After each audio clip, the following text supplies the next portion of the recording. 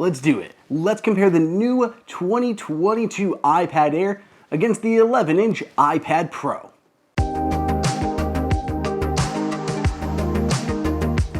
Hi everybody, and welcome to Apple Insider. It is Andrew here, and you can find me on Twitter at Andrew_OSU. If you haven't done so already, could you go ahead and subscribe and enable those notifications so you don't miss a single video. So I've got here the brand new 2022 iPad Air, and I've got my 11-inch iPad Pro. We're going to compare both of these together, with the iPad Air starting off at $599 and the 11-inch iPad Pro clocking in at $799. Let's go ahead and jump into this whole video. Both the new 2022 iPad Air and the 11-inch iPad Pro have almost the same footprint. They're off by just a hair of an inch, but largely you can use cases interchangeably between the 11-inch iPad Pro and the 2022 iPad Air. They have largely the same screens as well, though the new iPad Air is just slightly smaller.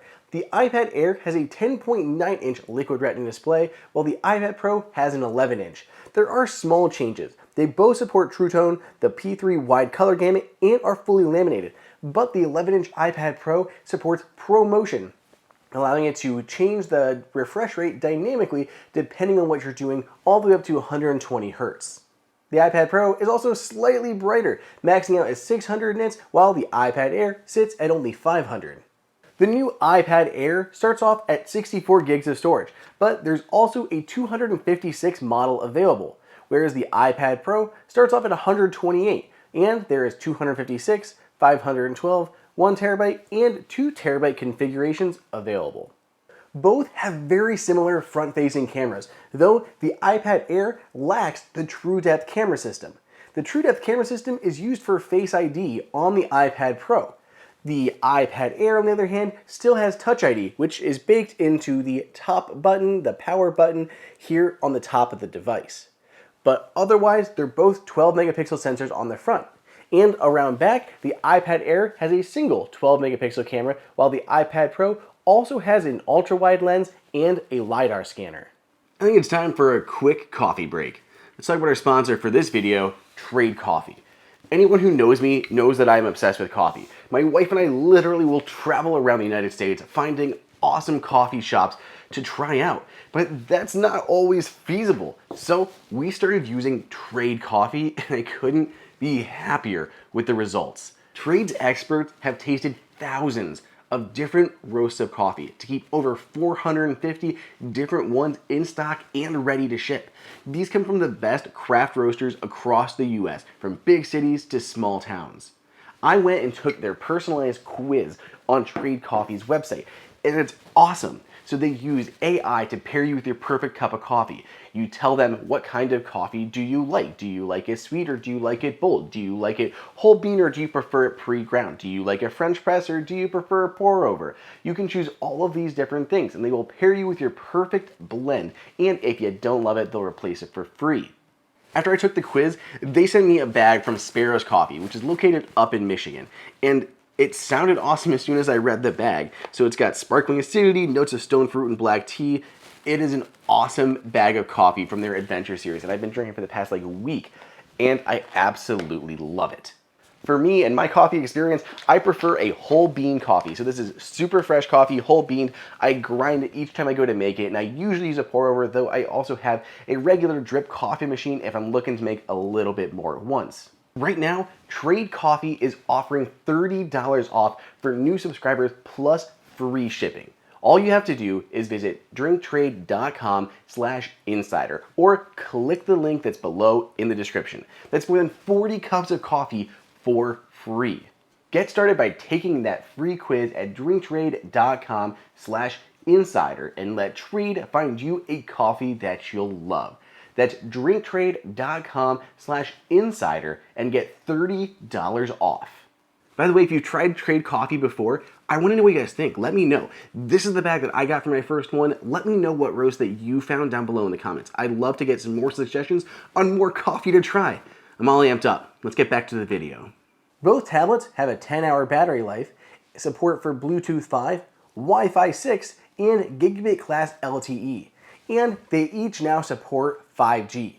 though it should be noted that the new iPad Air only supports sub 6 GHz 5G bands, whereas the iPad Pro supports that sub 6 GHz band as well as millimeter wave. So if you're in an area that has millimeter wave, you will notice a difference, though especially for a tablet, it shouldn't be a big deal. Millimeter wave is usually found outdoors or stadiums and other places that you're less likely to have a tablet. While I think it's more important on iPhones, I think it's less important here on these tablets.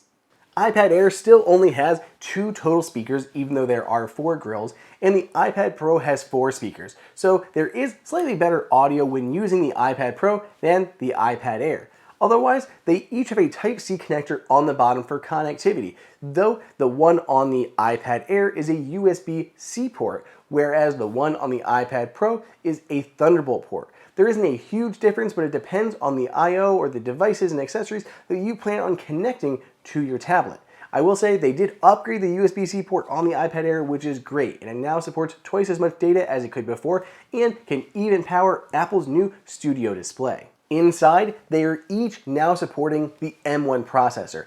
Apple updated the iPad Pros with the M1 and it was incredibly fast. And now we have that same chip here on the iPad Air. It's pretty incredible, and even as I looked at benchmarks, they were pretty much the same between both devices. I think this is huge because you can get the cheaper iPad Air with the same performance as the iPad Pro. So I know I'm going to have a lot of people asking whether they should be buying the new 2022 iPad Air or the 11-inch iPad Pro. And I said this before the 2022 Air came out. Don't buy the 11-inch iPad Pro. The 12.9-inch iPad Pro has even better features than the 11-inch, including the much nicer display. So I think for most people out there, they're best suited going with an iPad Air or the 12.9-inch iPad Pro and skipping the 11-inch iPad Pro altogether. And now that the 2022 iPad Air is out, that's even more true because you have that same M1 processor. Before, with the A-series chip in the last generation iPad Air, I think it made a little bit of a difference because there was a bit more performance with the M1 chip, but now this has an M1 chip. So you have pretty much everything in this as you do on the iPad Air. The biggest difference being support for the ProMotion and Thunderbolt, but really, I don't think most users are going to notice the difference. Stick with the iPad Air unless there's specifically something on the iPad Pro you're looking for. And even then, maybe consider the larger display of the 12.9-inch. Let me know what you guys think. Do you love the new iPad Air? All these awesome colors? This blue one, huge favorite of mine. I love this. I want everything to come in this blue color. It's outstanding. Can I trade this iMac in for one that looks like this? Because I would love that. Either way, if you want to grab an iPad Air, I've started gathering links and deals, and I put them in the description and the comments down below. Otherwise, let me know on Twitter what you think at Andrew_OSU, and I'll see you guys next time.